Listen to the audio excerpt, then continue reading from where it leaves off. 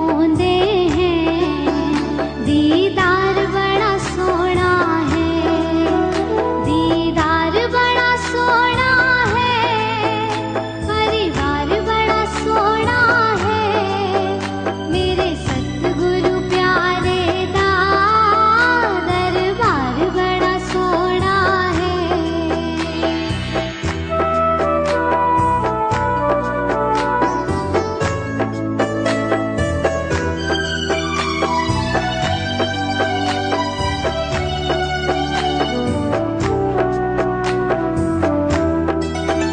मैनू सारे पुछदे हैं, मेरे संगीत साथी, जिन्हें एक बार देख लई, मेरे सतगुरु दी झांकी, किथे ढूंढ के ल्याना है, ये लाल बड़ा सोना है, मेरे सतगुरु प्यारे दा दरबार बड़ा सोना है।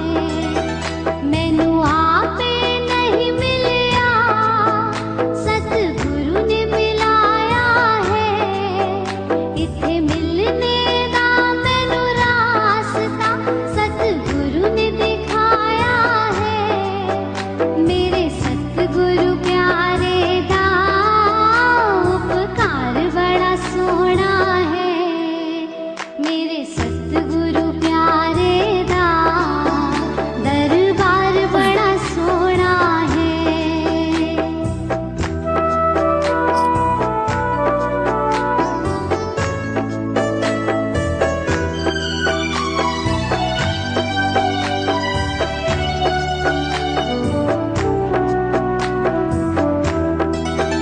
ये मान सरोवर है, इथे मोती मिलदे हैं, कई जन्मां के बिछड़े प्रेमी इस दर ते मिलदे हैं, ये घाटे का सौदा नहीं, व्यापार बड़ा सोना है, मेरे सतगुरु प्यारे दा दरबार कभी का बड़ा कैसा बोल सोना रही है, मेरे सतगुरु प्यारे दी बड़ी शान निराली है, इते रोज दशहरा है, इते रोज दिवाली है, इते तन मन रंग दे रंगदार बड़ा सोना है, मेरे सतगुरु प्यारे दा दरबार बड़ा सोना है।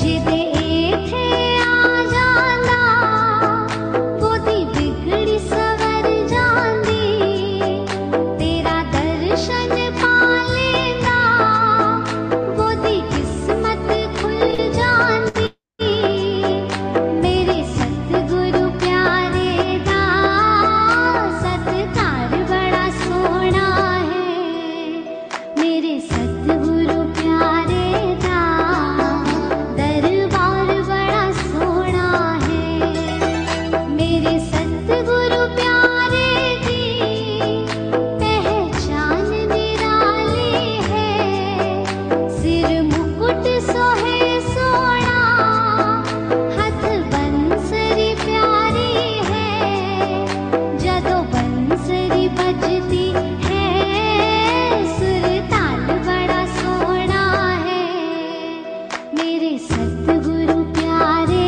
दा दरबार बड़ा सोना है, इथे दर्शन होंदे हैं, दीदार बड़ा सोना है, मेरे सतगुरु प्यारे दा दरबार बड़ा सोना है।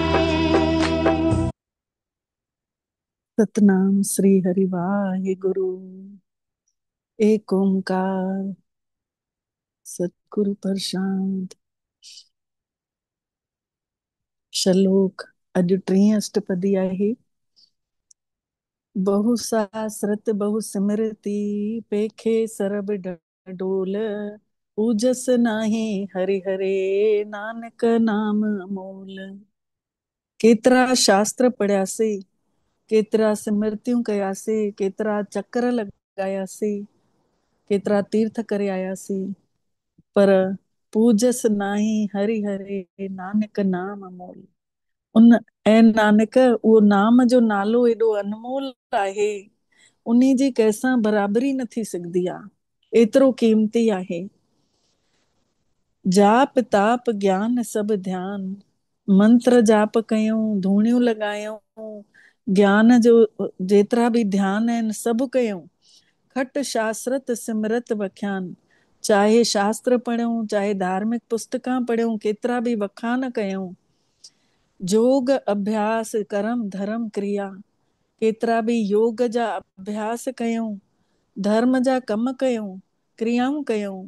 सगल त्याग बन मधे फिरिया, सभु कुझु त्यागे करे भले काॾे काॾे भटकी था अचूं। अनेक प्रकार किए बहु रत्ना जतना, केतिरनि प्रकारनि जा पाण जतन कया तसे। पुण्य दान हो में बहु रत्ना, केतिरा बि दान जा कम, पुण्य जा कम, हवन कया तसे, केतिरनि प्रकारनि जो छा न कयो तसे। शरीर कटाए होमे करी रात, चाहे शरीर खे कटे टुकर टुकर छो न करे छॾियऊं। वरत नेम करे बहु भात, केतिरनि तरीक़नि जा विर्त रखियासीं, केतिरा नियम कयासीं। नई तुल राम नाम वीचार, हाणे इहा पॉइंट ॾाढी क़ीमती आहे। नहीं तुल राम नाम वीचार, उन परमात्मा जे नाम जहिड़ो तुलना उन सां कंहिंजी बि न थी सघंदी आहे। नानक गुरमुख नाम जपिए हिकु बार, ऐं नानक हुन परमात्मा जो नाम हिकु भेरो त अंदरि यादि करे ॾिसो, हिननि सभिनी खां छुटी पवंदासीं। नेउ खंड पृथ्वी फिरे चिर जीवे, जेतिरो बि धरतीअ ते जीव जंतु आहिनि केतिरी लंबी उमिरि बिताइनि था। महा उदास तपीसर थी वए, केतिरा तपस्वी मुनि थिया आहिनि हिन धरतीअ ते ई थी करे वया हली आहिनि। अगन माए होमत पराम, अग्नीअ में केतिरनि प्राण ॾेई छॾिया अथऊं। कनक अश्व हैवर भूमि दान, कंहिं ज़मीना दान कयूं आहिनि त कंहिं घोड़ा दान कया आहिनि। निवली करम करे बहु आसन, योग जा आसन केतिरनि तरीक़नि जा कया अथऊं। जैन मार्ग संजम अति साधन, जीअं सांस ॿाहिरि छॾे जैन धर्म जी कठिन साधना थींदी आहे, उहे ख़ाली पेट अंदरि ई पेट खे घुमाईंदा आहिनि, उहे साधनाऊं बि कयूं अथऊं।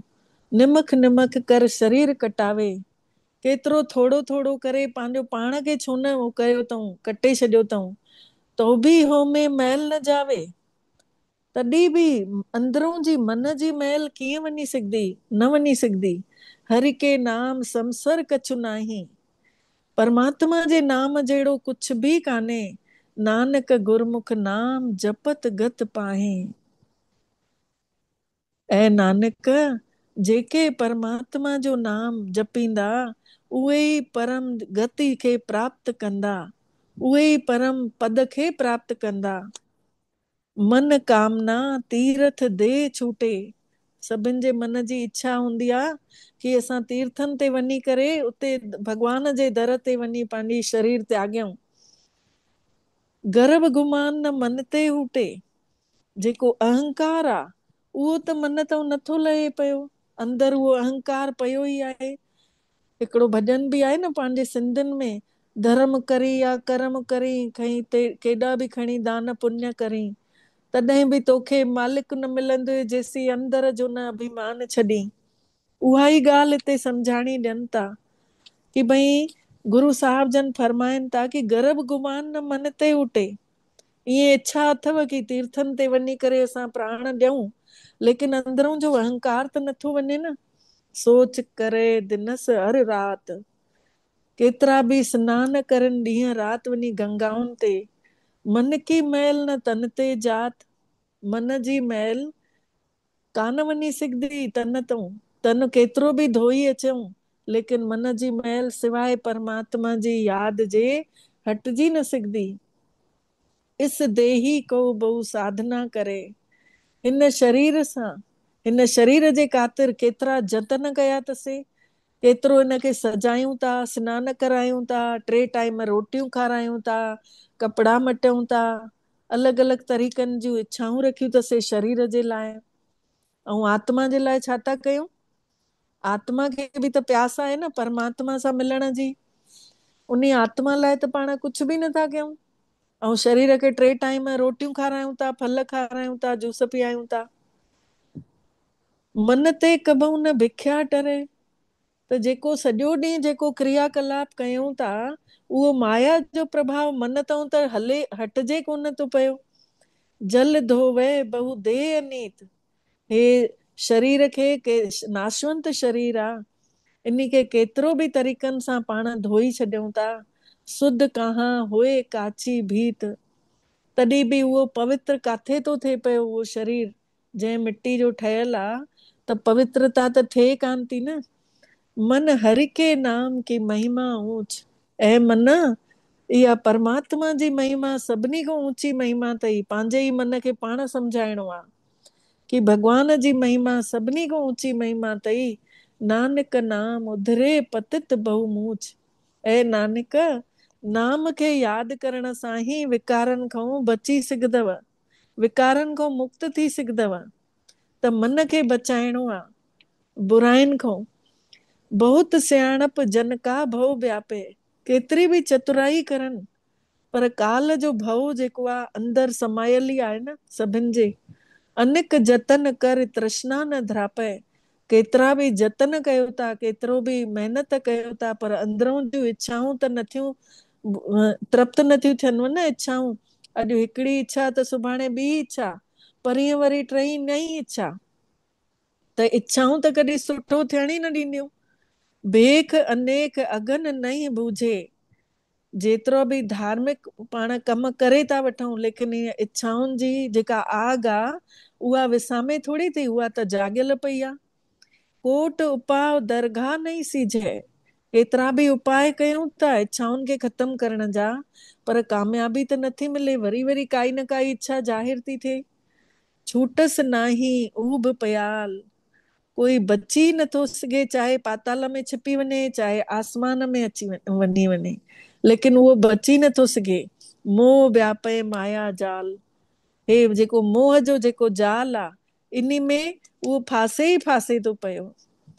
अवर करतूत सगली जन जम डाने, असांजो ई करतूता अहिड़ियूं आहिनि जंहिंसां असां यम जे उन में पइजी था वञूं पिया, असांजे ई कर्मनि सां।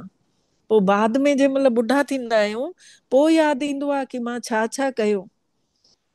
गोबिंद भजन बिन तिल नहीं माने, जेसी ताईं पर उन गोबिंद जा भजन, परमात्मा जा भजन रती भर बि न कंदासीं न, मन जेसि ताईं उन में न लॻाईंदासीं तेसि ताईं असां अॻिते न वधी सघंदासीं। हरि का नाम जपत दुख जाई, परमात्मा जो नाम अंदरों जो दुख कष्ट ख़तम करे छॾींदो। नानक वेले सहज, नानक बोले सहज सुभाए, ऐं नानक उन्हीअ खे ई यादि करण सां प्रेम सां भरपूर थी वेंदव, अचल अडोल अवस्था थी वेंदव। 4 पदार्थ जेको मांगे, 4 पदार्थ कहिड़ा? धर्म अर्थ काम मोक्ष, जंहिंखे इन जी लोड़ लॻल हूंदी, साध जना की सेवा लागे, उहो वञी संतनि जी सेवा करे। जेको अपना दुख मिटावे, जेको पंहिंजो दुख मिटाइण थो चाहे पियो, हरि हरि नाम हृदय सद गावे, उन परमात्मा जो नालो पंहिंजे अंदरि हमेशा यादि कंदा रहो, ॻाईंदा रहो।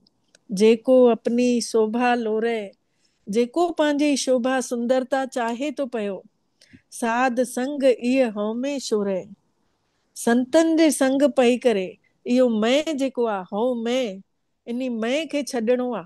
पर उहो छॾींदासीं कॾहिं? जॾहिं संतनि जे संग हूंदासीं, तॾहिं संतनि जो संग कंदासीं, तॾहिं।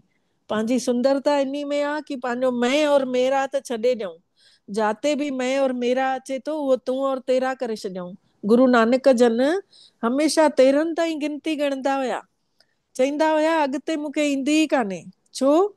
छोकी तेरा तुझको अर्पण क्या लागे मेरा, उन खां अॻिते कुझु ईंदो ई कान्हे। तन मन धन सभु कुझु है तेरा। त गुरु साहिब जन फरमाइनि था कि इहो मां छॾे ॾियो, जेको जनम मरण ते डरे, साध जना की शरणी परे। जंहिंखे जनम मरण जो भउ आहे वेठल, उहो वञी संतनि जे संग वेहे त उन्हनि खे नाम जो नालो यादि करणु अची वेंदो।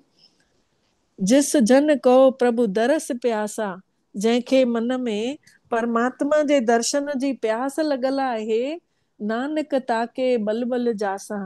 ऐं नानक, मां त उन्ही जे सदके वेंदो आहियां, मां त उन्ही जे बलिहार वेंदो आहियां। सगल पुरख में पुरख प्रधान, सभिनी खां ऊंचो मनुष्य उहो कहिड़ो आहे पुरुष? साध संग जाका मिटे अभिमान, जंहिंजो संतनि सां संग करण सां अभिमान ख़तम थो थिए, उहो सभिनी खां ऊंचो पुरुष चवराइजंदो आहे। आपस को जो जाने नीचा, जेको पंहिंजो पाण खे हेठि सॾाए मां कुझु न आहियां, झुकी करे हलंदो आहे, नम्रता सां हलंदो आहे, सो गणिए सभ ते ऊंचा, समझो उहो सभिनी खां ऊंचो इंसान आहे। जाका मन होए सगल की रीना, जंहिंखे मन थींदो आहे कि परमात्मा जे चरण मांखे मिलनि, हरि हरि नाम तिन घट घट चीना, उहो सभिनि जे शरीर में उन निराकार आत्मा खे ई ॾिसंदा। जंहिं परमात्मा जे दर्शन कयो हूंदो, उहो ई सभिनी खे आत्मा रूप में ई ॾिसंदा। आत्मा स्वरूप परमात्मा जो स्वरूप ॿई हिकु जहिड़ा हूंदा आहिनि। पोइ उन जे अंदरों जी जेका बुराई आहे उहा ख़तम थींदी वेंदी। मन अपने ते बुरा मिटाना, अंदरों जी बुराइयूं सभु पंहिंजो पाण ख़तम थींदियूं। पेखे सगल सृष्टि साजना, अगरि उन जी दृष्टि मटिजी वई, सभिनी खे आत्मा ॾिसणु चालू कये, घर जा परिवार जा भाती बि, त उन खे सभु मिट माइट जेके बि आहिनि सभिनी खे आत्मा ॾिसंदो त दृष्टि मटिजी वई। सुख दुख जन सम दृष्टिता, पोइ उनखे दुख सुख सभ में समभाव नज़र ईंदो। नानक पाप पुण्य नहीं लेपा, उहो कंहिंजे बि ऐं नानक, उहो कंहिंजे बि प्रभाव में न ईंदो। निर्धन को धन तेरो नाम, जंहिंखे धन नाम रूपी धन कोन्हे, उन नाम जो सिमरण करे उहो नाम रूपी धन खे इकठो करे सघंदो आहे। निर्धन को धन तेरो नाम, नाम ही रूपी धन आहे, निथावे को नाम तेरा थां। जंहिंखे आसरो कोन्हे, उन्ही जो आसरो बि तूं ई आहीं। निमाने को प्रभु तेरो मान, जंहिंखे आदर नथो मिले, परमात्मा जो नाम जो सिमरण करे थो, यादि करे थो, त उन्ही जो सम्मान वधे थो पियो संसार में, पोइ उन्ही खे इज़त थी मिलण लॻे। सगल घटा को देवऊं दान, सभिनी खे ॾियण वारो त उहो हिकिड़ो ई आहे न, दातार, जेको सभु कुझु ॾे थो। करण करावण हार स्वामी, कराइण वारो त उहो ई दातार आहे न। सगल घटाके अंतरयामी, उहो सभिनी जे अंतरयामी, अंदर ई अंदर उहो प्रकाश थो करे छॾे पियो अची करे।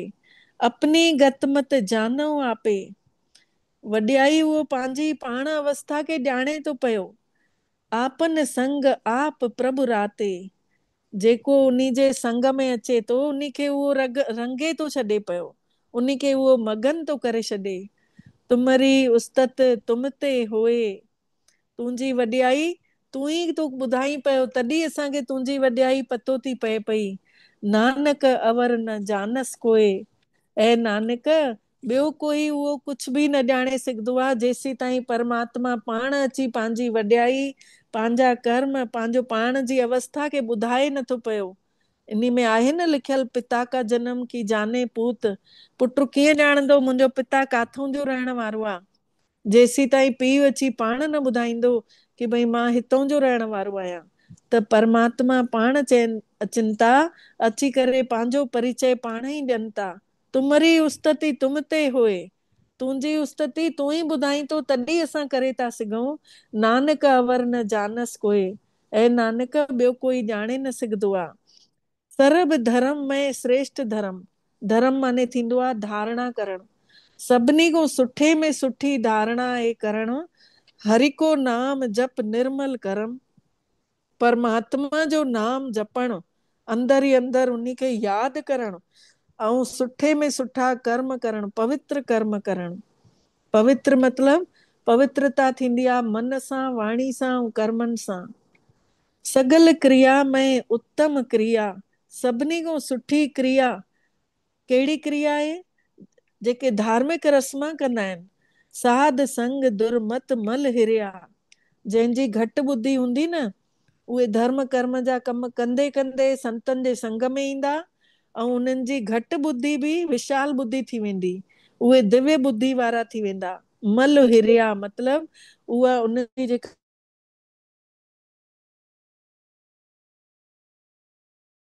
सगल उद्दम में उद्दम भला। सभिनी खां सुठे में सुठी महिनत कहिड़ी आहे? हरि का नाम जपऊं जिय सदा। परमात्मा जो नाम ऐं जीव तूं अंदर ही अंदर यादि कंदो रहो उन परमात्मा जो नाम। सगल वाणी में अमृत वाणी। सभिनी खां सुठी अमृत वाणी जेका आत्मिक जीवन ॾियण वारी वाणी। सभिनी वाणनि मां सुहिणी वाणी जंहिंमें आत्माऊं परमात्मा सां जुड़ी सघनि। जंहिंमें आत्माऊं घर वेठे भगवान जो नालो वठी सघनि सुख शांतीअ जो अनुभव करे सघनि। उन्ही वाणी खे चवनि था सगल वाणी में अमृत वाणी। उहा अमृत वाणी चवराइजंदी। हरि को जस सुन रसन बखाणी। जेके जंहिंसां परमात्मा जो रस परमात्मा जो जेको वखान आहे उहो कन ॿुधी ॿुधी करे रस वठनि। उहा वाणी अमृत वाणी चवराइजंदी। सगल थान ते ओ उत्तम थान। सभिनी खां सुठे में सुठो हृदय कंहिंजो आहे? नानक जे घटि वसे हरि नाम। ऐं नानक जंहिंजे अंदर में नाम जो नालो वसी रहियो आहे। जंहिं आत्मा ने परमात्मा खे पंहिंजे मन में वसाए रखियो अथई। जंहिं वाणीअ में परमात्मा जी वाणी कढी रखी अथई उहा अमृत वाणी। ऐं उहो थान उत्तम थान जंहिंजी ॿुधी में परमात्मा जो नालो वेहिजल आहे उन्ही जो स्वरूप वेहिजल आहे। उहो नानक जे घटि वसे हरि नाम। ऐं नानक उहो ई बंदो सुठो चवराइजंदो जंहिंजो हृदय में परमात्मा जो नाम वसजी रहियो आहे। सतनाम श्री हरि वाहिगुरु। अनुभव कयूं था मां आत्मा शांत स्वरूप शांति जे सागर जी ॿार। बुद्धीअ खे एकाग्र कयूं पंहिंजे निरड़ ते। आत्मा चमके थी पई महसूस कयूं। हिन शरीर रूपी मकान जे अंदर आत्मा वेठी आहे। सितारे वांगुरु चमके थी ऐं पूरो प्रकाश पंहिंजे शरीर में ॾींदी थी वञे। शरीर जी मालिक मां आत्मा शक्तिशाली आत्मा आहियां। मां आत्मा परमात्मा जी ॿार आहियां। हिन शरीर जो नालो पोइ पियो आहे पहिरियों मां परमात्मा जी ॿार आहियां। पंहिंजो पाण खे महसूस कयूं मथों सभिनी खां ऊचे स्थान मां परमात्मा जूं सुंदर किरणा ॻाढ़े रंग जूं शक्तिशाली किरणा असां आत्माउनि जे मथां पवंदियूं थियूं वञनि। पाण सभु आत्माऊं परमात्मा जी शक्ति में भिॼंदा था वञूं शक्तिशाली थींदा था वञूं। अंदर ही अंदर परमात्मा जो प्रकाश मां आत्मा जे अंदर पवंदो थो वञे। मां आत्मा मास्टर सर्वशक्तिमान महसूस थी कयां। परमात्मा जो ॿार थी महसूस कयां। अनुभव कयूं इहा रोशनी पूरो शुद्धीकरण कंदी थी वञे। मुंहिंजे मन खे शुद्ध थी करे, मुंहिंजी वाणीअ खे मिठड़ी वाणी थी ठाहे, ऐं मुंहिंजी आदतुनि खे सुठियूं आदतां ठाहे थी। परमात्मा जो ॻाढ़े रंग जो प्रकाश मां आत्मा में भरिजी करे मन वाणी ऐं कर्मनि खे श्रेष्ठ तो ठाहींदो वञे। अनुभव कयूं हे शरीर हिकु मंदिर आहे, मां आत्मा मूर्ति आहियां। सचो सुकून मांखे इन आत्म स्वरूप में महसूस तो थिए। परमात्मा जी सुगंध मां आत्मा में महसूस थी थिए। मां प्यारे मिठड़े बाबल खे महसूस थी कयां, जगत जो पालणहारो, दुखनि खे हरण वारो, सुखनि खे ॾियण वारो। असां सभु सर्व शक्तिवान परमात्मा जा ॿार पंहिंजूं अखियूं झुकाए सिरड़ो निभाए ऐं ॾाढे प्रेम सां भॻवान खे सॾु कयूं था, हे भॻवान अची करे असां ॿारनि खे पंहिंजी शक्ति भरे वञो, असांजो अहंकार मिटाए वञो, असांजो देह जो अभिमान ख़तम करे वञो, असांखे पंहिंजो संग ॾेई वञो। महसूस कयूं परमात्मा जो प्रकाश ॻाढ़े रंग जो मथों झरने वांगुर लहंदो लहंदो अचे थो, जीअं पाणीअ जो नलको खुलियल हुजे ऐं बाल्टीअ में गंद भरियल हुजे, त पाणीअ जे नलके सां गंद वहंदो वेंदो, तीअं ई मां आत्मा में परमात्मा जो प्रकाश पवंदो थो वञे ऐं मां आत्मा जी मैल, मां आत्मा जी अंदरों जी ईर्ष्या, द्वेष, घृणा, नफ़रत, काम, क्रोध, लोभ, मोह सभु ख़तम तो थींदो वञे। अनुभव कयूं मां आत्मा परमात्मा जी पवित्र किरणनि में पवित्र थींदी थी वञा। पवित्र पवित्र पवित्र पुनीत, नाम जपऊं नानक मन प्रीत। महसूस कयूं गुरु साहिब जन फरमाइनि था कि ऐ नानक इन्ही पवित्र स्वरूप सां तूं मांखे यादि कर, त इहो आत्मा स्वरूप अञा पवित्र थींदो वेंदव। अनुभव कंदे कंदे पाण सभु परमात्मा जे प्रकाश सां भरिजी था वञूं। घर जे हर भाती खे निरड़ ते स्टार रूप में ॾिसूं था, सभु आत्माऊं आहिनि, सभु परमात्मा जा ॿार आहिनि। अॼु जे सुखमनी जे पाठ में इहो ई असांखे प्रेरणा मिली आहे, इहो ई असांखे परमात्मा ने लेसन ॾिनो अथई कि अॼु खां जेतिरा बि देहधारी ॾिसंदव सभिनी खे आत्मा ॾिसंजो, सभु मुंहिंजा बंदा आहिनि, सभिनी में समभाव रखिणो आहे, सभु परमात्मा जा ॿार आहिनि, सभु सुखी थियनि, सभिनी खे भॻवान पाण पंहिंजो पाण चार्ज करे। इहे शक्ति महसूस कंदे कंदे पाण सभु चार्ज था थींदा वञूं। जीअं फोन चार्ज थींदी आहे चार्जिंग पॉइंट ते लॻाइण सां, तीअं ई पाण सभु आत्माऊं परमात्मा जी किरणनि में मगन आहियूं, त चार्जिंग पॉइंट में लॻल पिया आहियूं। उन्हनि ॻाढ़नि ॻाढ़नि किरणनि खे मथों ईंदे महसूस कंदा रहूं ऐं इहे किरणा असां ॿारनि सभिनी खे शक्तिशाली ठाहींदियूं वेंदियूं।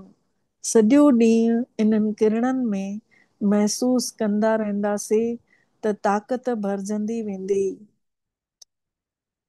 वाहिगुरु जी का खालसा, वाहिगुरु जी की फतेह। सतनाम श्री हरि वाहिगुरु। ओम शांति, ओम शांति, ओम शांति।